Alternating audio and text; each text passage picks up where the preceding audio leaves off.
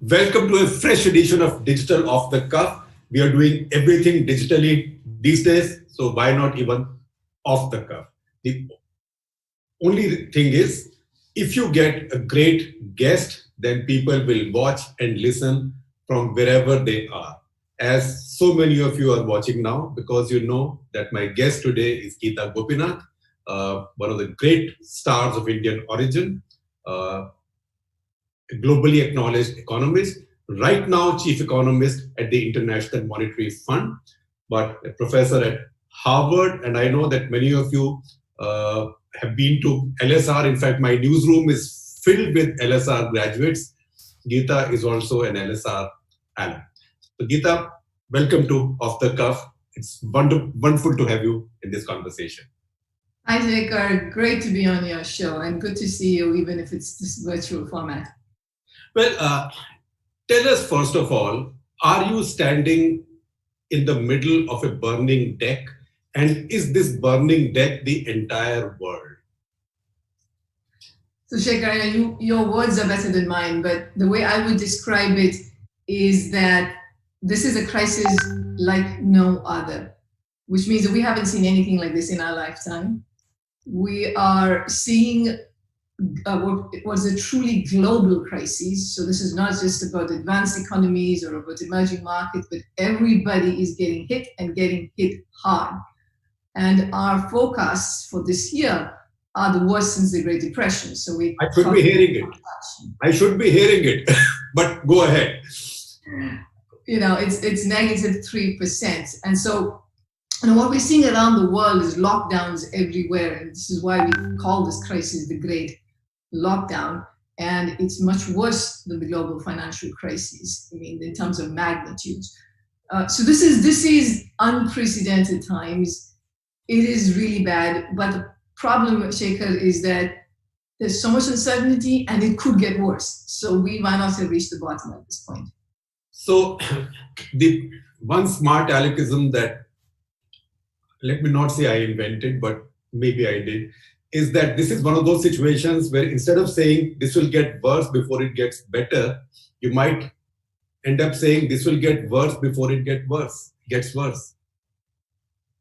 This is certainly one of those crises where the outcomes could be even more dire before they get better. So let me just tell you why. One, of course, is that the origins of this crisis is a coronavirus pandemic. And the end of this crisis will be when we either have a vaccine so we can tackle this crisis, or we have very effective treatments so we can treat this as any other virus that comes around on a seasonal basis. Until that happens, we're not out of the woods. And there are mentions that this could return in the fall in many parts of the world. So we could have waves of these infections. So, this could continue for a while. Now, given what we have in our baseline, our assumptions that suppose things get better in the second half, then we expect to see a partial recovery in 2021. So there is some hope, but again, there's so much uncertainty going forward. So not everybody is an economist, although everybody thinks he or she is one, an economist, two, a cricket expert, and three, these days, a virologist. But we know that all of us are not any of that. Cricket experts we are. What does the IMF do? Where does the IMF come into this? And then I will ask you the second question, but on behalf of all the rest of us who don't understand. Where does the IMF gets its money from? So the International Monetary Fund plays three major roles. The first is what everybody hears about, which is the financing aspect. We have $1 trillion in lending capacity, and we can provide concessional financing to countries. And there are very different forms of it. So some of it are rapid financing, which is what we're using a lot this time. Then there's a second bucket, which is what we call surveillance, which is that we survey countries. We pay very close attention to developments in our 189 member countries in terms of what's happening in terms of economic activity, but also policies. And that's how we come up with these growth projections. And a third piece is what we call capacity development, And that leg is about policy advice, about what are the kinds of policies that will work in this kind of a crisis or at any time. And given how unusual these crises are, it's not policies as usual. You have to think about outside the box. So that's another major part we play. And to your question about who funds the IMF, it is these 189 member countries who are the shareholders, so-called shareholders of the IMF, whose money is what finances the IMF. And there's also some external borrowing that happens that's backed by this capital provided by the shareholders. So $3 trillion, let me put that in perspective. India, $1 trillion, 1 trillion, Shaker. Pardon me? 1 trillion lending capacity. Oh, 1 trillion lending capacity. So 1 trillion lending capacity is about a little more than 1/3 of India's GDP at this point. It's a lot of money. Now, usually that would be a lot of money. But now you have more than 100 countries coming to you asking for money. That is right. So we have over 100 countries that have come to us. Now, these are the mostly the lower income nations and some middle income nations. We are projecting that their needs will be, for now, around $100 billion. So that's well within our capacity to do it. But if things get much worse, then we will be talking about additional resources that would be needed. A second thing, Shekhar, I should mention is that one of the things the IMF does is because we've given loans to countries in the past, they obviously have to service our debt, they have to pay us back. And what we're doing right now is we are providing debt service relief to our poorest member countries, which is we're saying, okay, you don't have to pay us now for the next 6 months, and instead use that money for critical, say, healthcare spending or for supporting your workers and your firms. So that's another kind of relief that we give, which is this debt service relief. So when you give that relief, I presume that you also insist that that relief money is used for the purposes for which it is meant. That is right. So we have an agreement. We have a letter of intent where we give any kind of financing, where the government signs up to making sure that this money is used appropriately. But just to mention, sometimes when people think about IMF programs, they think of very heavy conditionality that comes with it. So a typical IMF program would be one which would be about 3 years long and would have a lot of conditions appropriately given the situation the country is in. But right now, what we are talking about in terms of these 100 countries coming to us, we're providing rapid financing, which is it's much faster. It gets cleared much faster from us, and the conditions are quite minimal. But we have to make sure that the money gets spent accurately. And you must have figured that question I asked you was a loaded one because we just gave a bunch of money to our favorite neighbor, namely Pakistan. So that was in the nature of this emergency funding for healthcare and things that they need right now. Yeah, so in the case of Pakistan, we also have a regular program with them, yes. But this was additional money given the nature of this crisis. And you monitor how this is used. We absolutely pay attention to how this money gets used. So I presume that India has not come to you asking for any money right now. No, as of now, no, we don't have any requests. Are you surprised? Are you disappointed? Was this something you were expecting? Are you happy that at least one country hasn't come? Well, this is no country is in this situation because they that they brought the coronavirus pandemic on themselves, right? I mean, this is a truly exogenous shock for countries. And in that sense, we are glad that we can provide the support that is needed. Now, whether a country comes to the IMF or not is entirely up to the country's own judgment. And if you have the resources to manage the problem in your own economy, then, so be it. So I have a question from somebody much wiser than me, A.K. Bhattacharya, who is an editor at Business Standard, one of the most eminent financial journalists in the country. He says, one of India's foremost economists and former chief economic advisor, Shankaracharya, considers the IMF's forecast of 1.9% growth for India during 2020-21 as ludicrous and irresponsible. Not my words, Shankaracharya's words. So how would you respond to this? Well, he's completely entitled to his opinion. This is an environment where forecasting is particularly precarious, and we have to base it on certain assumptions. Given the assumptions we made about the duration of the lockdown in India at the time when these forecasts were made and the intensity of the lockdown in India, that was our projection. And also, just to be very clear, that our forecast for 2020, the calendar year, which is the one that you would use to compare to the other numbers, is 0.5%. So regardless of which number you take and how you feel about the particular number, these are very difficult times. I mean, for a country that grows at 6.5%, or it has potential growth at that level, when you're talking about growth less than 2%, this is a big hit to grow. This is bad enough. I'm sorry? This is bad enough. This is bad enough to call for sizable government support. So, and Shekhar, like I said, we will pay attention to the numbers as they come in, and we will update them depending if it is the case that ground realities vary with the assumptions that we have made. So we had earlier on Off the Cuff Krishnamurthy Subramaniam, our chief economic advisor, who endorsed your forecast, and he said, I think that's a reasonable forecast, so I think you better live up to it now.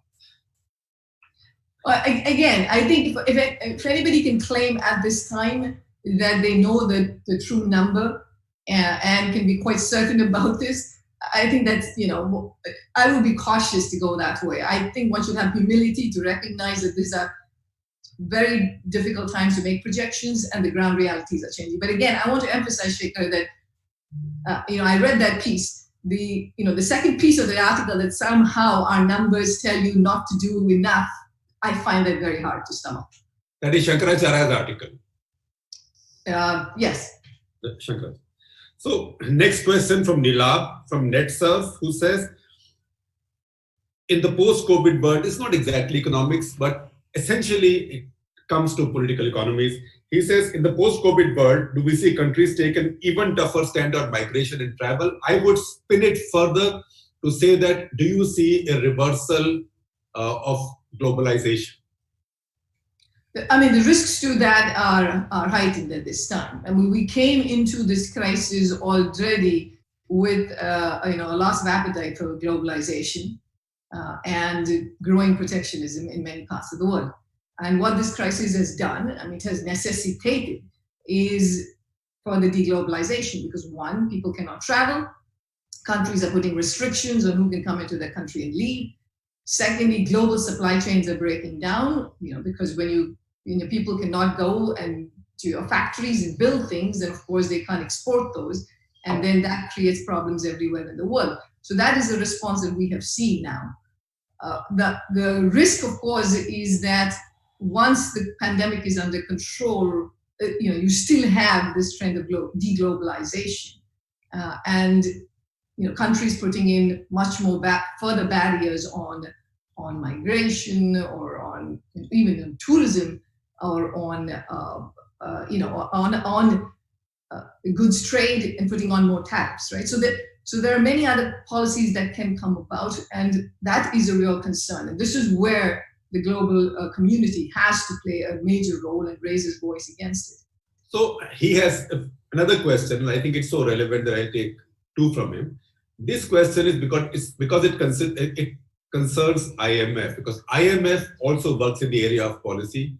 It has a view on how economies ought to be run. And it says, can we now expect governments in various countries to adopt more of the socialist welfare models, given that the supply chain of most commodities right now has taken a hit? When that happens, how does IMF, standing on this burning deck, how does the IMF respond to that? So firstly, the question of welfare is quite separate from the question of where you want to locate production, right? So I think what this crisis has made very clear that countries need strong social safety nets and a way to be able to reach the vast majority of your population very quickly. If in the absence of that, you're scrambling to get money in the hands of people who need it. And I think that's clear. So my sense is that this will trigger kind of what we call more automatic transfer mechanisms. The second question is, do we end up in a world where everybody is now producing more locally as opposed to globally? I think there is certainly one aspect, which is that firms themselves recognize the risks to having production spread out all over the world. And so they will hedge that risk by bringing some production home or somewhere closer to home. That will come organically. But does this mean that countries should now go to a shift where they actually now encourage, build at home and bring everything home? That clearly is not appropriate. I mean, the world has benefited tremendously from the diversification of production around the world. It has reduced poverty in many parts of the world. Productivity is much higher. And again, I mean, just check it. We're going into this is a very deep recession. To climb out of it, we need every help we can get, including high productivity. So if you're going to break down these global supply chains and start doing things in a more unproductive way, that will just take a big hit to the recovery. And this is what we tell our member countries. Well, it's true, because it also works the other way. Today, if you decide to put all supply chains of everything in your country, and God forbid, if your country gets hit by something terrible, then you have no other place to source it from. So I think there will be a balance. But everybody is looking more internally right now. So I have a question from Brahma Bijapurkar. Where do you stand on the fiscal stimulus quantum? Either keep your powder dry and be prudent, or don't worry about fiscal deficit. This is force majeure. And having said that, I'll add something that Pranab Bardhan said on Pranay Roy's show in NDTV. And he said India should be spending about 6% of GDP on relief. Now, 6% of GDP, I calculated, is about 3 lakh crore rupees. 18 lakh crore rupees. You think, what kind of money does India need to spend, and how does India handle this? So this is a crisis where we are advising all our members to do what is needed. And the scale of the crisis is so big that the policy response has to be commensurate with that. Now, India has taken a lot of important steps. I think the early lockdown was a very good step. They also have targeted support measures in terms of cash and food transfers and in terms of support to firms. And the RBI has taken many major steps. Our view is that the scale of this could be much larger. So if you look at the measures that have been taken, the incremental measures that have been taken, that's about around 1% of GDP or slightly less, depending upon how you measure it. A question obviously comes up is that, should emerging markets be spending a whole lot more given the constraints that they face, unlike advanced economies who can spend much more easily given their reserve currency status. So it's useful to kind of make a comparison. If you look at the average emerging market and see how much that they are spending in this crisis, it's about 2.5% of GDP. So we do think that more can be done in India, and the scale of the spending could be much higher than what it is now. And where should that money go? I mean, should we just put it on helicopters and spray it all over the country? Or should you use it to create assets or sustainable jobs? How should you spend that money? So this is a crisis that calls for very targeted measures. So you certainly don't want to kind of, do a helicopter drop all across the economy. So I would say that there are a couple of very important areas. One is the health sector, and that requires a large amount of resources. And it's not just about now, but even for the future. So this is going to be an important area that's going to require resources. For now, of course, it's about protective equipment, testing, medical facilities, doctors, nurse pay, and so on. A second bucket is helping households and workers who've lost their jobs. So I would think in the case of the Indian context, I would talk about cash transfers being the most effective way given the large informality in the economy. because you want to make sure that people are able to have their basic livelihoods, they can meet the basic needs. And then a third bucket is on firms, which is you want to make sure that this crisis is not where you end up with tremendous insolvencies and firms going bankrupt, such that there is no recovery from this crisis. And so measures have been to be taken to support firms, and you can do that in multiple different ways. Now, one way is to loan forbearance, which is what the RBI has done.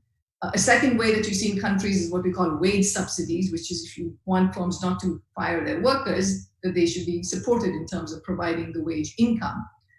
So there are these multiple different measures that need to be taken. So again, this is a very unique kind of a crisis. You have to support certain sectors of the economy much more than others, the ones who are being affected by social distancing. And then, of course, you want to make sure that the financial system is able to play its role of providing credit in the economy. And that, again, requires support from the RBI. But then you see compulsions of political economy is coming. In our country, for example, it becomes very tough for the government. Every government is hesitant to be seen to be helping the private sector.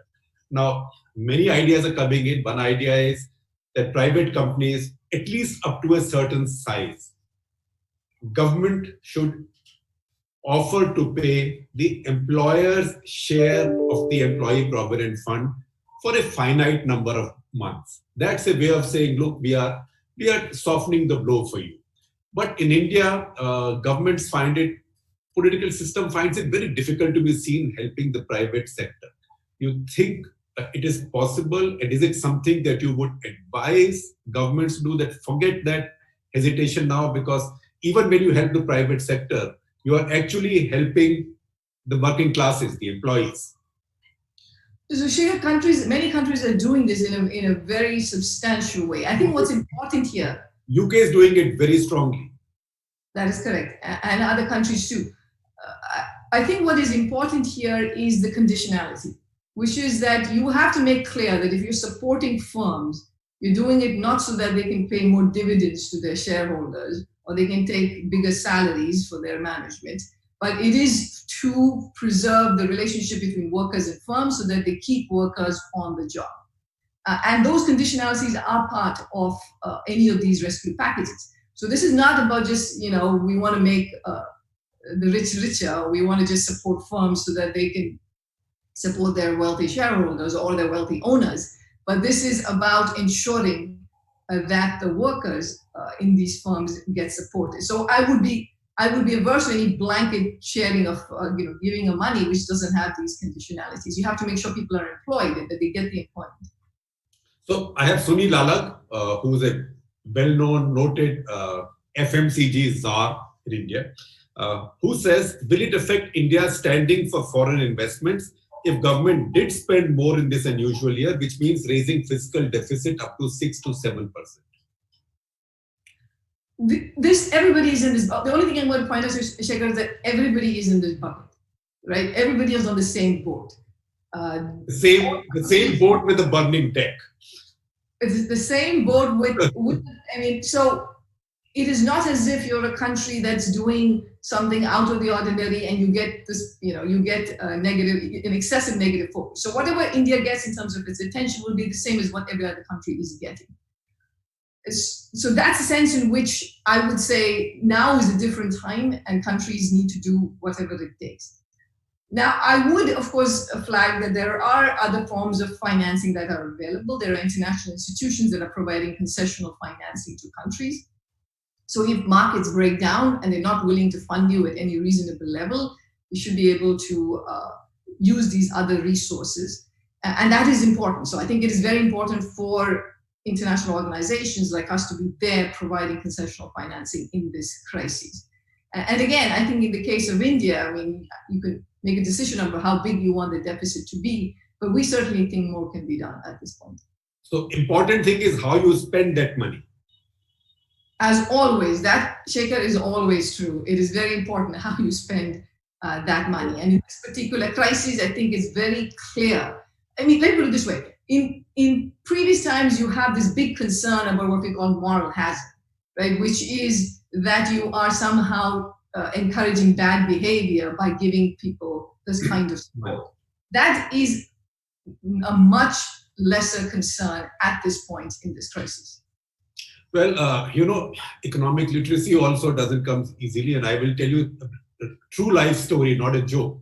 Helicopter Money, a television channel in Kannada, a well-known Kannada TV channel, actually read or heard about helicopter money and ran a story just 2 weeks back saying that now government has a scheme whereby helicopters will come and spray money over villages. And after that, government of India has issued a show cause notice, etc., INB ministry for fake news. So once again, helicopter money doesn't mean, in any case, government should not go around spraying money. They should invest it the right way, or they should give it to the really needy.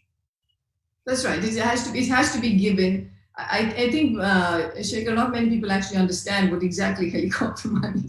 I know. That's the reason I cautioned everybody, because this one TV channel thought one Me-17 will come and. Yeah, no. Even the very sophisticated, I don't think understand. Even if they don't expect a helicopter over your head. Helicopter money. Yeah. So I have a question from Kalyani Shankar, which I think she's a senior journalist. I think you mostly answered that. You said that India hasn't yet come to ask for money, although 100 countries have come, and the situation is still the same. You said it's still the same. That's right.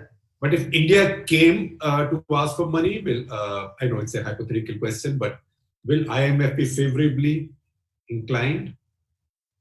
I mean, we are, we treat all our member countries exactly the same way, and these are difficult times, and we're trying to help them, all countries, as much as we can. So, absolutely.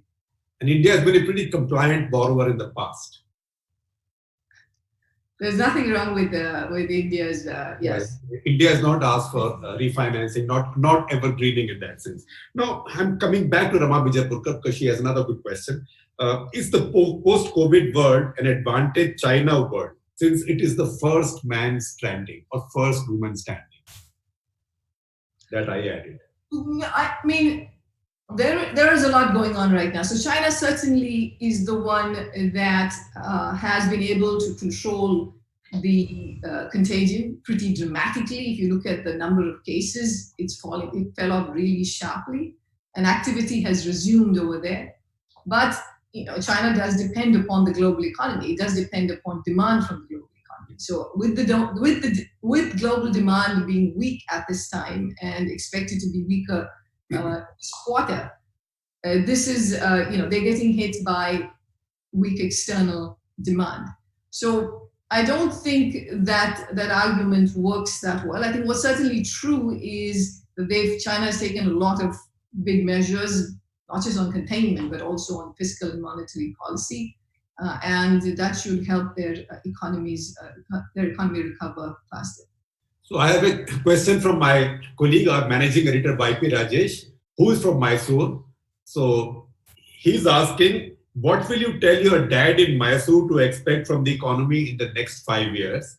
And second, what does the economy have in store for your son in the US?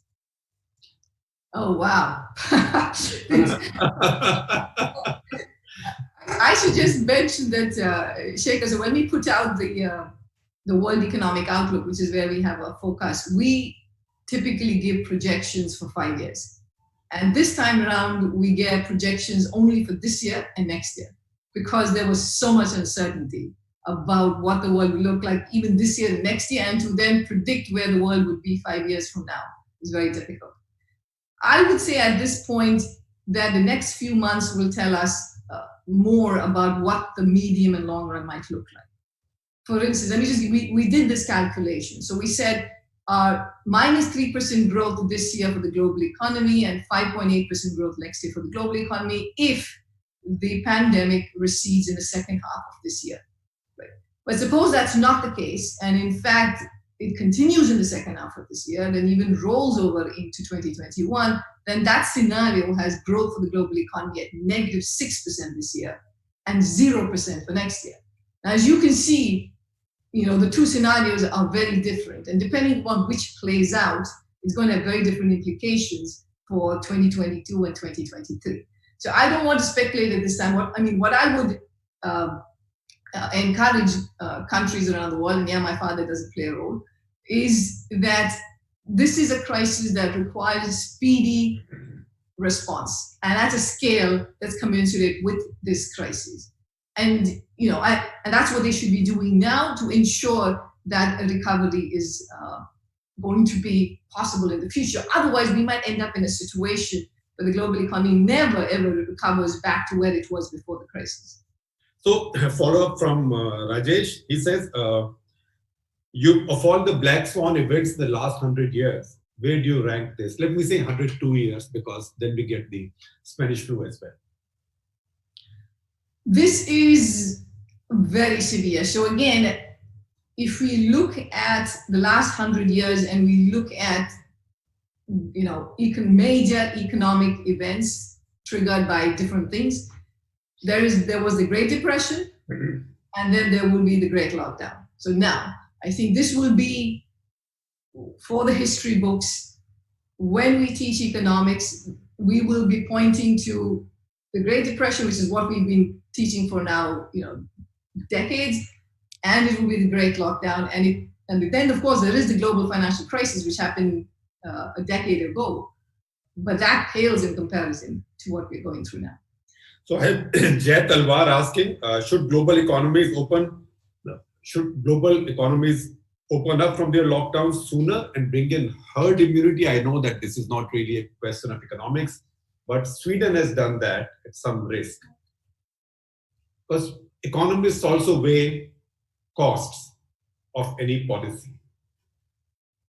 So you think a total lockdown has the cost-benefit ratio in favor of it?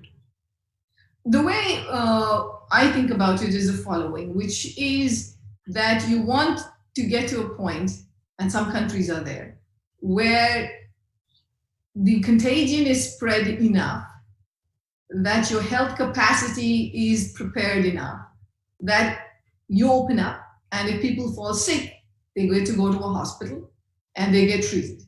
The situation you want to avoid is where you have hugely overcrowded hospitals and you can't treat the sick that come in.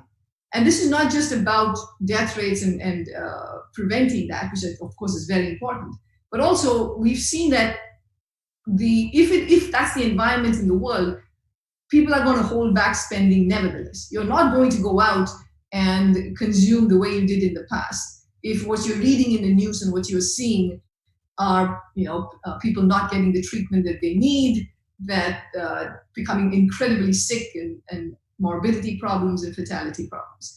So that's where you need to get. So that doesn't mean that you have to be in a full lockdown forever, but you have to get to that sweet spot.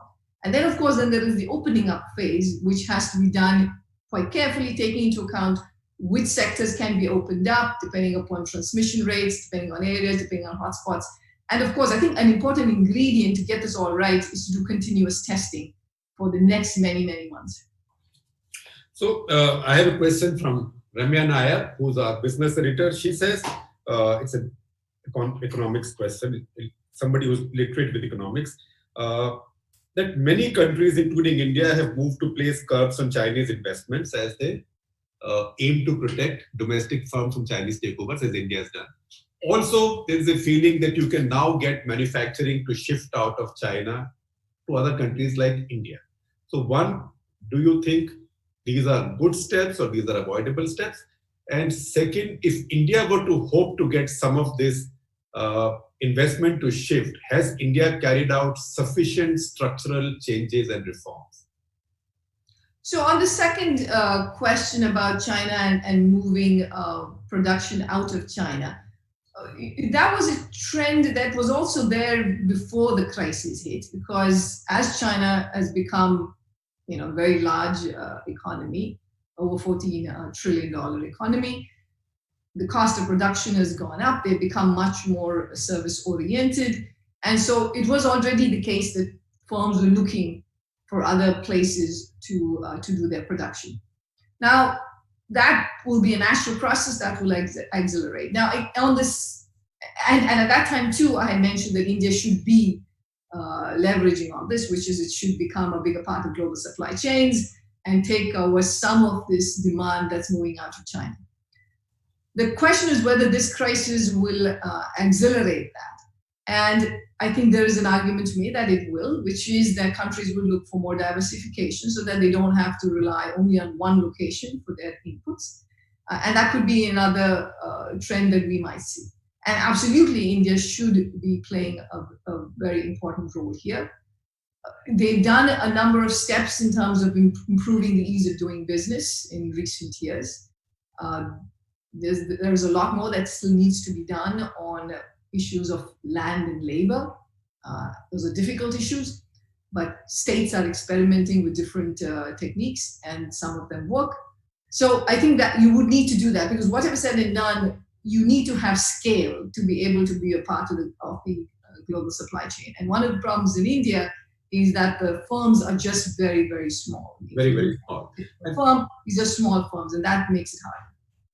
Do you blame our obsession with our political economy's obsession with MSMEs for this? For the longest time, we glorified small industry, we put definitions, we reserved sectors for them, that we've gotten out of. But once again, all the talk is about MSMEs.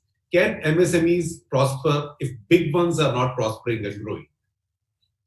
I would just say that the environment has to be right for anybody, which is the ability to do your business with access to, sufficient infrastructure, which again is a constraint in India, which in terms of electricity provision, all of that, road transportation, port facility, all of that is, again, India has made a lot of progress on these fronts, but a lot more needs to be done.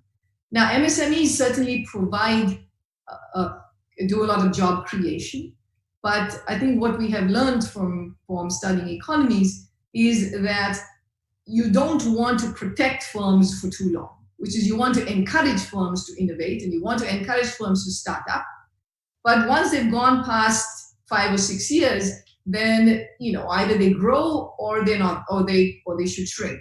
And so you can give an earlier stage when you're trying to support new firms from coming in, and of course they start at a small size at that time. But you don't want to be providing unnecessary protection to keep less efficient producers in the market. So I have something from Nilab, which is on a different note. He says, how will the investment landscape change in the post-COVID world? How should a millennial manage their finances going ahead? Because a millennial also has to see how economies are going to shape. Well, what's interesting, if you look at what financial markets are doing relative to what the real economy is doing, there is something of a disconnect there, which is you actually see more exuberance in financial markets than you see on what's happening on the ground. Now, there are many reasons for it. One, of course, is the tremendous amount of support that's coming from major central banks around the world. So I guess what I'm trying to say is that if you had your money, for instance, in the US stock market, you would lose some, but not that much compared to what you think the ground realities are. In terms of investing and going forward, I think there will be sectoral shifts in which sectors are, the growth sectors versus others. I could see a scenario where, in transportation sectors, tourism, kind of big box retail, all of that is not going to be a growth sector anymore. I mean, you already saw a shift with online purchases. Right. But you can see how, you hear a lot about people deciding that work from home is not so bad after all, and maybe we should do that even post the crisis. And I think there will be a shift to a much more intense digital economy, and that will be another sector. And then the third is the recovery going forward. The hope is that it will be a more of a green recovery, and so we can deal with the problems of the planet. And that will be another sector that I think will get a lot of attention. So that will be growth area. Now, so I should just add that it's not good to ask economists about what the stock market is going to do, or for that matter, anybody else. No, I don't think he wanted stock markets. It's just by way of being optimistic, pessimistic. Can you borrow from your future like that? Bit like that. So I have Ila Patnaik, who you know well. Ila also writes exclusively for us a column, and she's our economics teacher in-house because we know so little. So she says, we talked about fiscal stimulus in India. She said, at what level of India's fiscal deficit, if India does bring out a stimulus, will IMF start getting worried? Will 10% be an acceptable level? Will you start getting worried before that or after that? I try not to get myself into trouble if I don't have to. So I'm not going to I'm going to speculate about a hypothetical that is not there yet. And we'll see what happens. I think what we are saying quite loud and clear is that more is needed.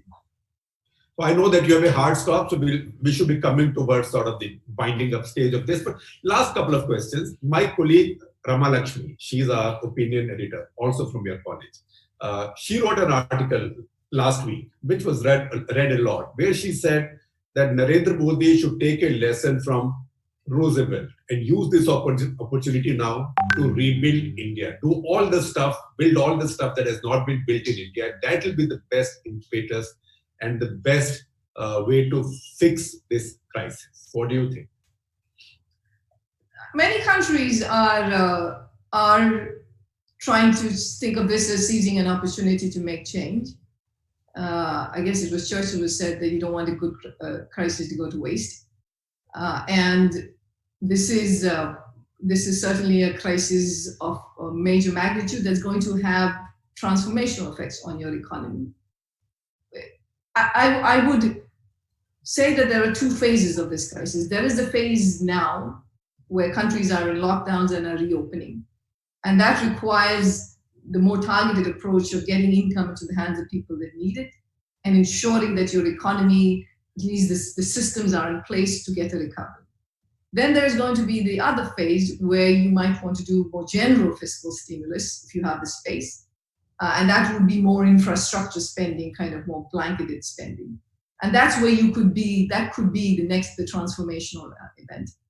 And third, India has been making very good progress on trying to meet its climate goals and taking, relatively speaking to other countries, taking substantial steps. And so this could be, again, an opportunity for India in terms of moving towards better climate, better environment. And I think lastly, I think it's very important that India continues the work it's been doing on building social safety nets and using the digital payment platforms, mobile payments, we know the JAM, Aadhaar, all of that to provide the right amount of economic security and health security also that people need. So Gita, when you were taking over, moving into this job, nobody warned you that you were going to run headlong into this. This is a trial by fire. Are you happy that if this had to happen, might as well happen when I'm there in this place?